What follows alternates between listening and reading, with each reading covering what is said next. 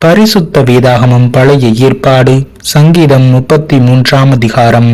நீதிமான்களே, கர்த்தருக்குள் களி கூறுங்கள், துதி செய்வது செம்மையானவர்களுக்கு தகும். சுரமண்டலத்தினால் கர்த்தரை துதித்து 10 நரம்பு வீணையினாலும் அவரை கீர்த்தனம் பண்ணுங்கள். அவருக்கு புதுப்பாட்டை பாடுங்கள், ஆனந்த சத்தத்தோடே வாத்தியங்களை நேர்த்தியாய் வாசியுங்கள். கர்த்தருடைய வார்த்தை உத்தமமும் அவருடைய செய்கை எல்லாம் சத்தியமுமாயிருக்கிறது. அவர் நீதியிலும் நியாயத்திலும் பிரியப்படுகிறவர். பூமி கர்த்தருடைய காருண்யத்தினால் நிறைந்திருக்கிறது. கர்த்தருடைய வார்த்தையினால் வானங்களும் அவருடைய வாயின் சுவாசத்தினால் அவைகளின் சர்வ சேனையும் உண்டாக்கப்பட்டது. அவர் சமுத்திர ஜலங்களை குவியலாக சேர்த்து ஆழமான ஜலங்களை பொக்கிஷ வைப்பாக வைக்கிறார். பூமி எல்லாம் கர்த்தருக்கு பயப்படுவதாக, உலகத்தில் உள்ள குடிகளெல்லாம் அவருக்கு அஞ்சி இருப்பதாக.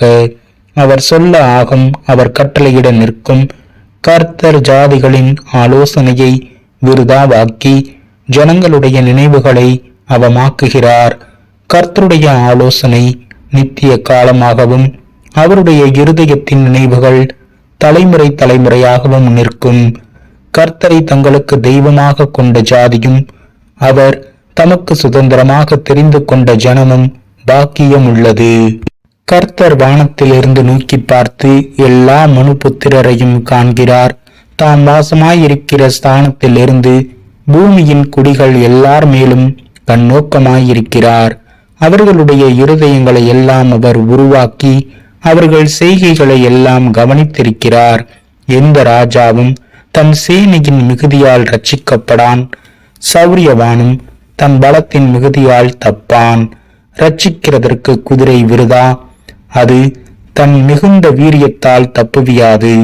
தமக்கு பயந்து தமது கிருபைக்கு காத்திருக்கிறவர்களின் ஆத்துமாக்களை மரணத்திற்கு விலக்கி விடுவிக்கவும், பஞ்சத்தில் அவர்களை உயிரோடே காக்கவும் கர்த்தருடைய கண் அவர்கள் மேல் நோக்கமாயிருக்கிறது. நம்முடைய ஆத்துமா கர்த்தருக்கு காத்திருக்கிறது. அவரே நமக்கு துணையும் நமக்கு கேடகமும் ஆனவர். அவருடைய பரிசுத்த நாமத்தை நாம் நம்பியிருக்கிறபடியால் நம்முடைய இருதயம் அவருக்குள் களி கூறும்.